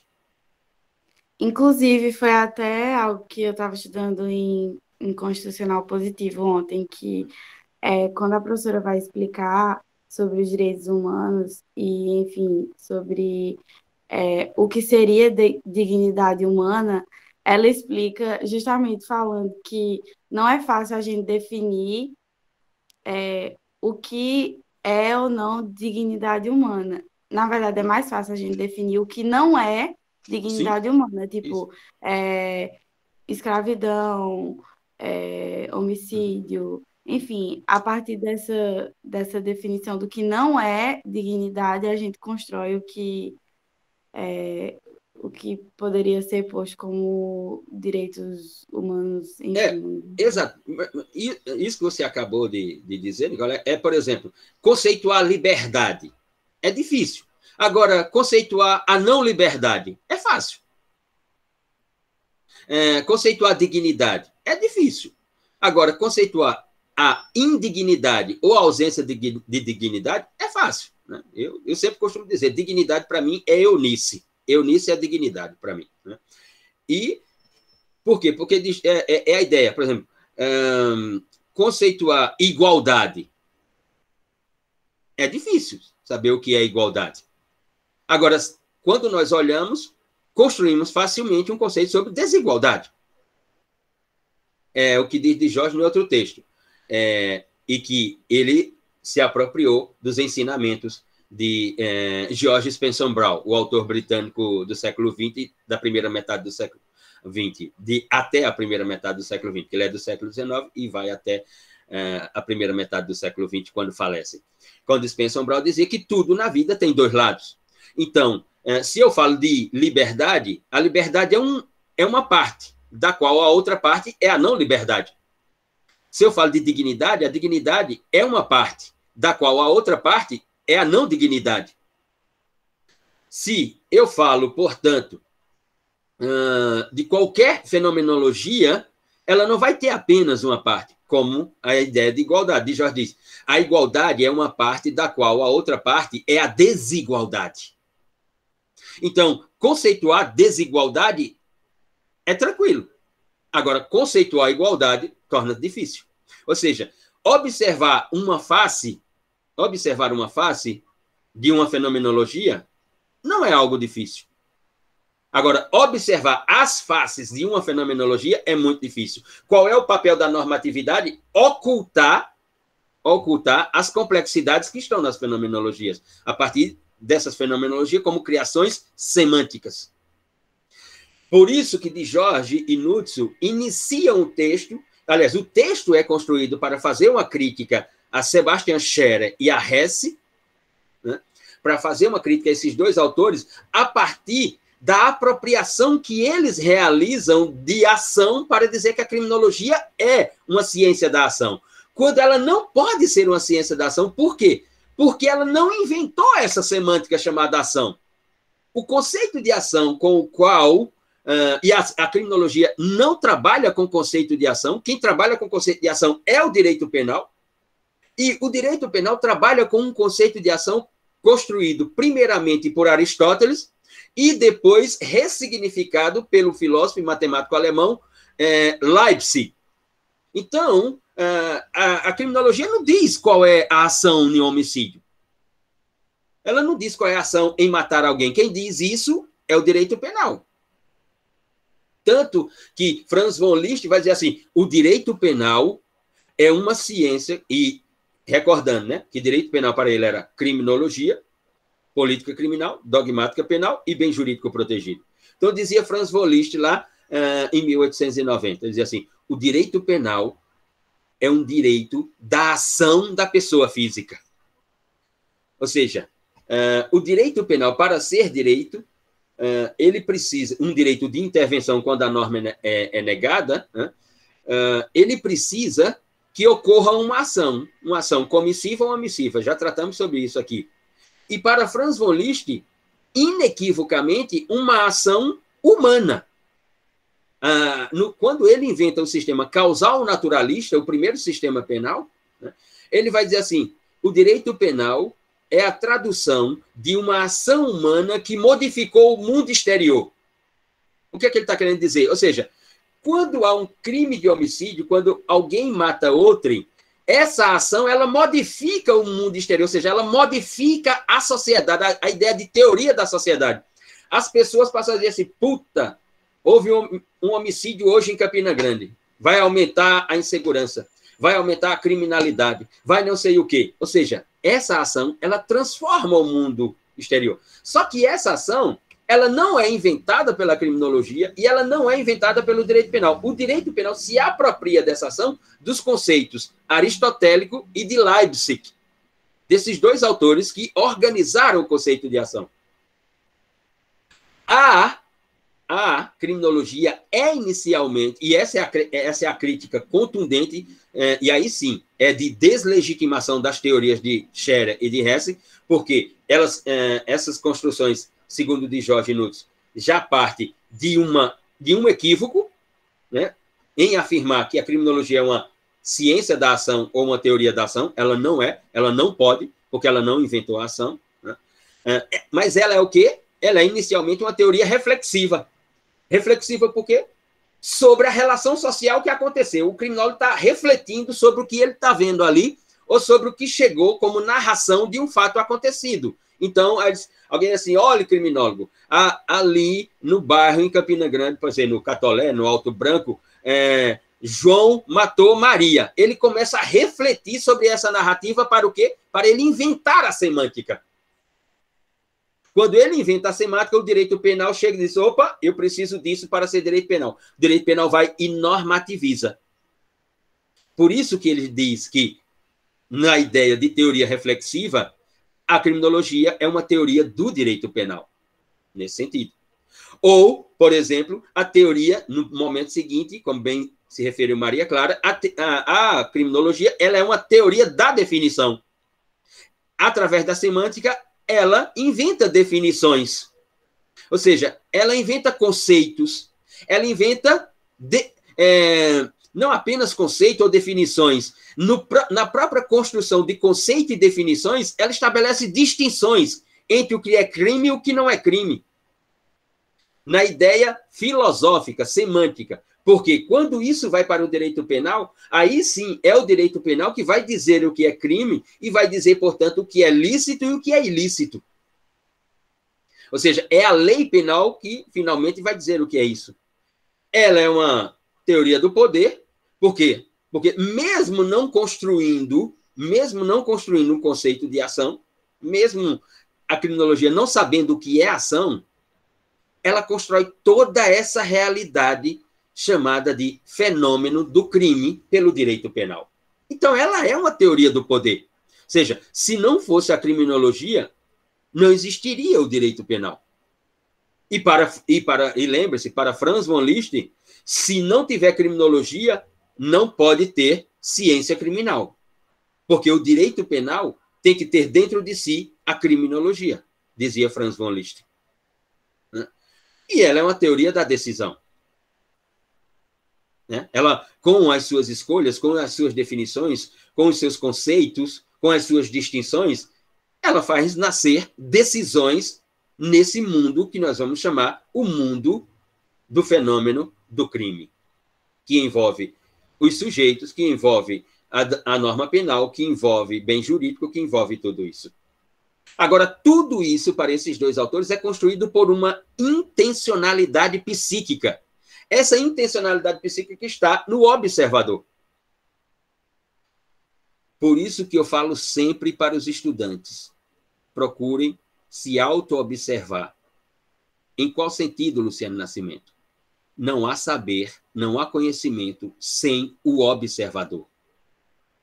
Vocês são os observadores do direito. E o direito será aquilo que vocês construírem como observações. Se eu tiver uma linguagem superficial e rasa no direito penal, ele será essa linguagem superficial e rasa no direito penal. Se eu tiver uma linguagem profunda, complexa, sobre as faces dessa fenomenologia chamada direito penal, esse direito penal será profundo e complexo. Ou seja, vai depender do observador. No caso da criminologia aqui, vai depender da intencionalidade psíquica do observador ao ouvir aquela narrativa de que João matou Maria no Alto Branco, como é que ele vai construir a semântica sobre isso? Vamos dar dois exemplos. Diga, João, diga. Até mesmo porque lá na conclusão, no final do texto de Jorge, ele diz, olha, você tem que trocar a frase de que se trata por o que está por trás disso. Exatamente. Exatamente. 2 pontos, João. Só por causa que você lembrou disso aí. Esse ponto, diria Tobias Barreto, é capital. Esse ponto é capital. Por quê? Porque a norma, né, essa construção do direito penal, e aqui eu não estou falando só do direito penal, isso é no direito civil, isso é no direito administrativo, isso é no direito constitucional.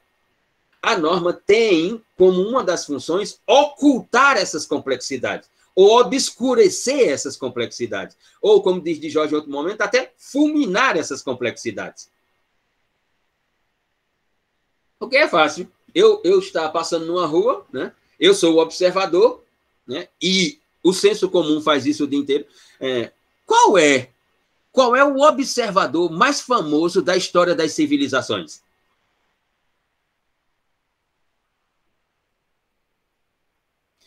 Repito, qual é o observador mais relevante, o observador mais conhecido da história das civilizações?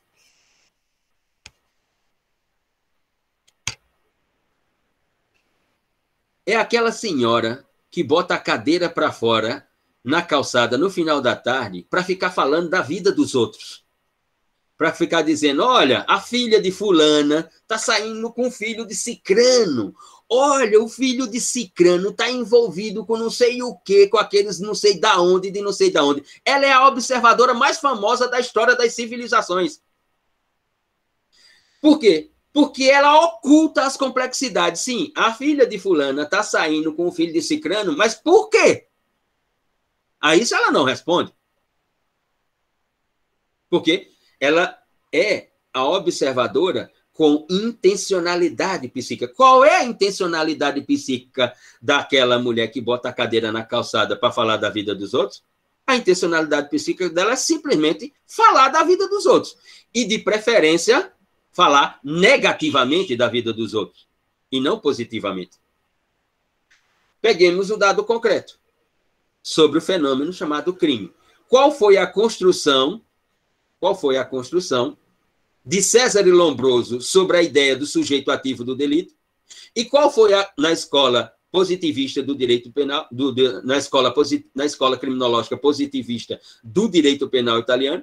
E qual foi a construção sobre o sujeito ativo de Alessandro Barata na escola criminológica crítica do direito penal italiano? Para Lombroso, o sujeito ativo do delito, ele nasce. Determinadas pessoas nascem sujeito ativo do delito. Determinadas pessoas nascem delinquentes, criminosas. Para Alessandro Barata, não. Para Alessandro Barata, mesmo aquele que se tornou sujeito ativo do delito, é preciso analisar se o Estado lhe proporcionou todos os direitos fundamentais sociais os quais a Carta Magna lhe agasalha. Se o Estado não lhe proporcionou isso, o Estado não pode utilizar o direito penal contra ele. O direito penal tem que ser uma última ratio sobre a mesma fenomenologia. Nós temos duas intencionalidades psíquicas distintas, diferenciadas. Qual contribui para o processo civilizatório? Qual dessas construções contribui para a evolução do processo civilizatório? Aqui está a ideia de intencionalidade psíquica do observador, a qual se referem de Jorge e Núcio. O que essas intencionalidades psíquicas, elas partem de natureza, ou seja, do que o observador observa, do objeto, né? Sobre isso nós vamos falar mais à frente. Tenho que isolar o objeto, né? Depois me aproximar do objeto para construir a semântica. Ao construir a semântica, eu farei por diferenciações, por distinções. Ao fazer por esse método, faço nascer a ideia de hierarquia. Por exemplo, no campo dos bens jurídicos tutelados, que nos referimos hoje. Que, no caso do direito brasileiro, a partir dos anos 90, os crimes contra o patrimônio se tornam, né, do ponto de vista da pena, majorado, superior do que os crimes contra a vida. Aqui estão as hierarquias, construída através da lei penal, através do ordenamento jurídico. É sobre isso que de Jorge está falando quando ele nomina o quê? Quando ele nomina, portanto, de intencionalidade psíquica do observador. E o papel do observador é exatamente esse. É observar para inventar as construções semânticas. Agora, a pergunta é, quem é o observador? Por exemplo, ontem, aqui em Campina Grande, eu assisti uma cena que nunca imaginei que eu poderia ter que presenciar aquilo. Ontem, aqui em Campina Grande, que se reproduziu também em João Pessoa, segundo notícias nos diversos veículos de comunicação. Um caminhão do Exército Brasileiro com um banner gigante, né, requerendo, portanto, a instauração do voto impresso. Qual é a intencionalidade psíquica dessa requisição desse observador? E em João Pessoa, pelo que eu recebi aqui, tem até uma suástica verde e amarela. Qual é a intencionalidade psíquica desse observador?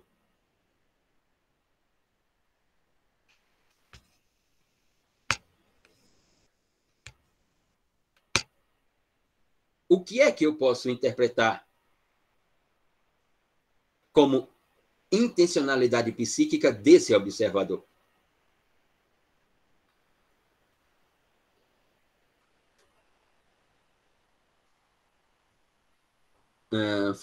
Tayana, falar que alguém nasce criminoso não contribui em nada. Concordo, Tayana, concordo plenamente. Eu diria que é uma involução no processo tanto da construção da ciência quanto civilizatória. Até porque, segundo a escola italiana da defesa social, o sujeito ativo do delito é um produto da sociedade. Claro, sim. Se ele praticou essa ação, é um produto. É importante observar a sociedade. Não etiquetar alguém limita muito ao criminoso o estudo e não abrange a sociedade. Exatamente. Mas veja que as construções, né, elas são, de uma forma ou de outra, resultado dessa intencionalidade psíquica do observador. Então, é por isso que eu digo aos estudantes, quais as observações que você vai produzir, né, nos seus olhares sobre as relações sociais? E que você vai trazer para o direito como construção do direito. Ou seja, se eu sou uma pessoa racista, se eu sou uma pessoa misógina, se eu sou uma pessoa sexista, qual será a produção dos meus discursos sobre as relações sociais? E mais ainda, e se eu for o legislador, qual será ou quais serão as normas que eu vou propor no parlamento para organizar a teoria da sociedade? E se eu sou um professor, quais as lições que eu vou protagonizar em sala de aula? Isso tudo pode ser o resultado, o resultado, direto ou indiretamente, das intencionalidades psíquicas do observador. Ou seja, da memória que o observador traz aqui, das pastas C2, D2, E2, que cada observador, cada observadora traz consigo. Portanto, o resultado, inclusive, das nossas relações sociais, direto ou indiretamente, está relacionado com as nossas intencionalidades psíquicas sobre relacionamentos humanos, sobre relacionamentos em sociedade. E isso faz nascer o quê? As diferenciações, as distinções, as seletividades, inequivocamente. É sobre isso que Rafael de Jorge está se referindo. Ruth Micaela, mas a criminologia é uma ciência empírica? Não, criminologia não é ciência empírica, não, Ruth. Essa é uma descrição de Rafael Garófalo. Mas a criminologia é uma ciência empírica que estuda o crime, o criminoso, a vítima. A criminologia não estuda absolutamente nada. Ela não é uma teoria ou uma ciência do estudo. Ela é uma teoria da reflexão, da definição, do poder e da decisão, construídas por intencionalidades psíquicas na base de congruências e incongruências. Se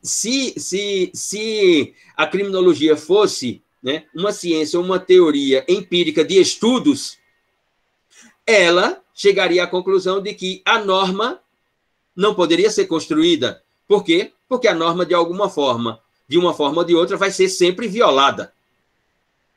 Se ela fosse uma ciência do estudo. Ela é uma ciência da invenção. Ela inventa. Ela inventa quem é o sujeito ativo do delito. Ela inventa quem é a vítima. Né? Ela inventa qual é o bem a ser tutelado. Porque se ela é uma ciência, e esse era um ponto que Maurício Ribeiro Lopes colocava nos anos 90 nas suas aulas no LAC São Francisco. Por exemplo, vocês estão lendo direito penal. Se eu estiver equivocado, me corrijam. Vocês já passaram por disciplina como filosofia do direito, né? Provavelmente estão tendo direito constitucional. Agora estão tendo direito penal e criminologia. Né? Qual critério utilizado entre a criminologia e o direito penal para a maioridade penal no Brasil ser 18 anos? Ela não é uma ciência do estudo? Qual o estudo que determinou que a maioridade penal no Brasil deveria ser 18 anos, e não 16, e não 14, e não 12, e não 10, e não 20, e não 22? Por que é que a maioridade penal no direito brasileiro é 18 anos?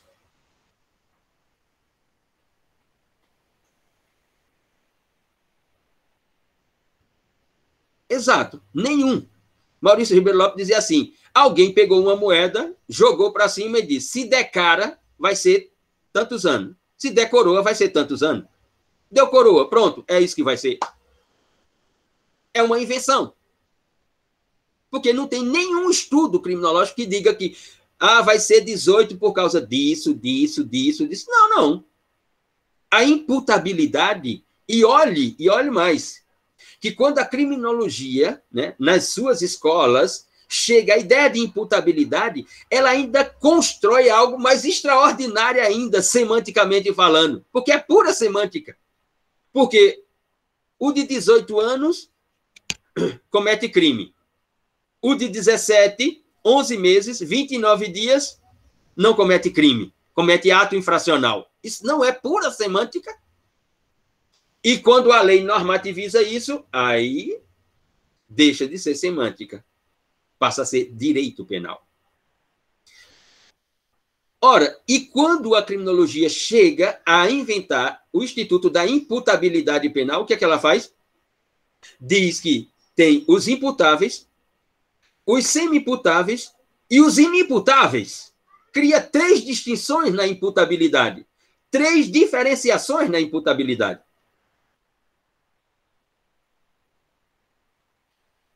Para o quê? Para dessas distinções, dessas diferenciações, nascerem outras. Por isso que é circular.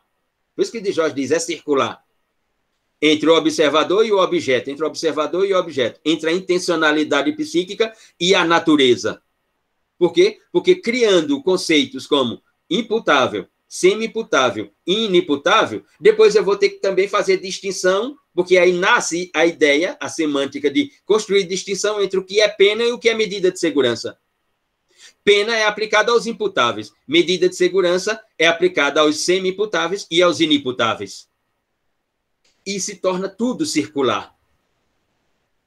Uma distinção leva a outra, que leva a outra, que leva a outra, e quando as ações, que a criminologia não diz qual é a ação, o conceito, porque já estava inventado, quando as ações violam essas distinções, essas diferenciações, esses conceitos, que agora estão normativizados através da lei penal, aí eu tenho a operacionalidade do sistema jurídico normativo. Acontece a operacionalidade. Ou seja, o sistema opera na violação dele próprio. Para concluirmos, por hoje, vamos ter que voltar ao professor Gunther Jacobs.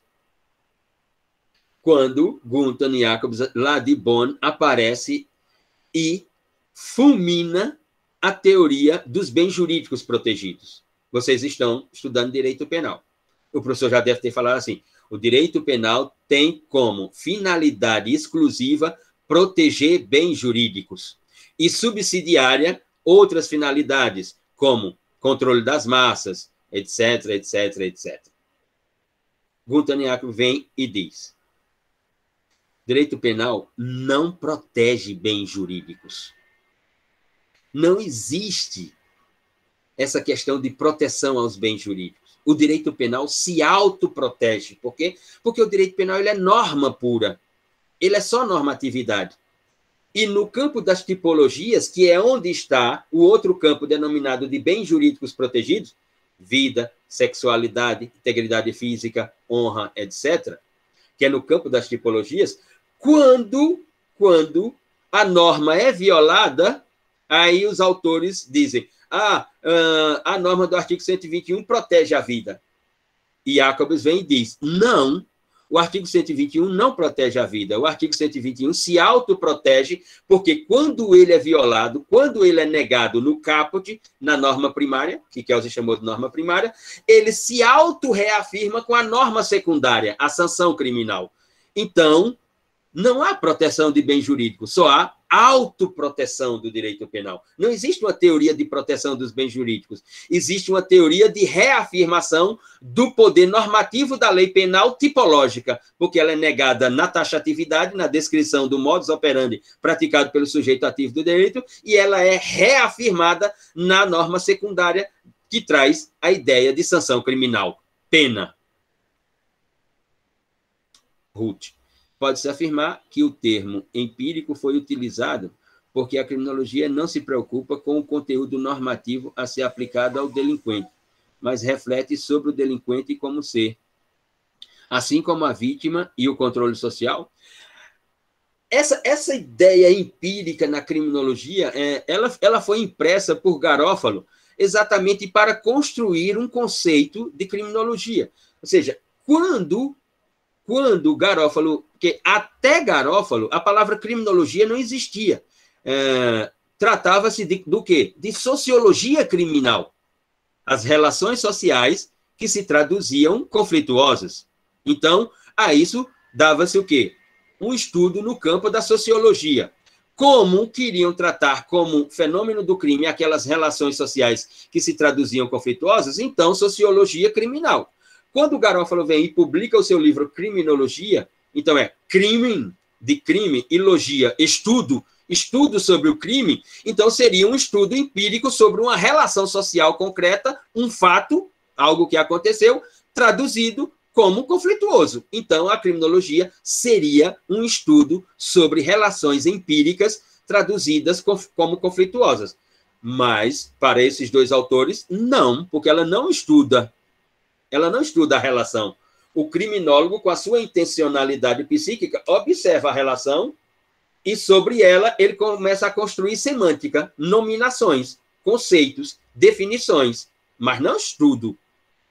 Não estudo. Certo. Uhum. Para concluirmos, prometo, a questão da violência doméstica. O que é que nós, teóricos do direito penal, e aqui eu vou me incluir, o que é que nós, teóricos do direito penal, dizíamos em 2004, e antes de 2004, assim, precisamos construir uma norma para frear essas condutas de violência doméstica. Com uma norma, essas condutas vão diminuir enormemente. Diminuíram? Ou aumentaram? Então, qual era o estudo que nós tínhamos? Estudo sobre o quê? Ou era pura intencionalidade psíquica? Que é o que nós estamos vivendo novamente. É circular. Né? O pessoal que é vítima de racismo, que é um tipo penal, né? Para quê? Para que criminalize as condutas de racismo. Vão diminuir as condutas de racismo? Tem um lado. Diga. Tem uma palestra que está no YouTube daquele professor de Harvard, Michael Sandel, Sim. Que ele diz que é mais ou menos assim. É mais eficiente você não criar uma lei dizendo que aquilo proíba, a você fazer com que a pessoa entenda por ela mesma que aquilo ali é errado. Como, por exemplo, uma lei que proíbe você de andar sem cinto. É mais interessante você deixar que a pessoa... Isso assim, nas palavras dele, é mais interessante você deixar que a pessoa entenda que é errado andar sem cinto do que você criar uma lei que proíba você andar sem. Sim. Veja, o que nós estamos assistindo é que quanto mais normatividade nós criamos para enquadrar as ações das pessoas, mais espaço sobre ilicitude nós inventamos. E mais ações nesses espaços de ilicitude aparecem. Então, está comprovado. Nesse ponto está comprovado. A estrutura normativa de criminalização não resolve o problema do fenômeno chamado crime. Por quê? Porque ele é uma invenção. E aí, professor, só atrapalhando o senhor, não vou lembrar o nome do autor, mas ele disse que quanto maior essa inflação das leis, mais ineficiente vira o direito. Exato. É o que Jorge diz. Quanto mais norma eu crio de um lado, mais espaço para descumprimento dessa norma eu invento do outro. Mais. Ou seja, o processo deveria ser civilizatório, pedagógico, mas a ideia é esse processo civilizatório, pedagógico, dessa produção comunicativa de que as pessoas têm que chegar a ter consciência sobre as suas ações, ele é provável? É só dar uma olhada para o que nós estamos vivendo nesse país já há alguns anos. Ou seja, todos aqui, e eu duvido que alguém aqui seja contra, né? Todos aqui querem tecnologias, querem as tecnologias para agilizar mais a vida, para funcionalizar mais a vida. E tem, dentre todos esses que querem as tecnologias, tem aí milhões que querem que voltemos ao voto impresso. Poxa, mas nós não temos uma tecnologia que funcionaliza exatamente, e por que vamos voltar para uma matriz não tecnológica? Eu acho que também não é provável não, professor, até porque esses dias eu passei ali no centro e vi um carro com adesivo, eu autorizo o presidente. Aí também não duvido mais do ser humano, não. Como diz os meninos, não é fraco, não. Eu autorizo o presidente, não é fraco, não. Enfim, pessoal, terminamos por hoje e espero nos encontrarmos próxima semana. Ok? A leitura, professor, da próxima semana. Vou dar uma olhada na lista dos textos de vocês e depois encaminho para a Tayana, ela informa, digamos assim. Hoje à tarde eu dou uma olhada e eu mando para ela. Então, encerramos aqui. Bom dia. Um bom dia para todos e todas.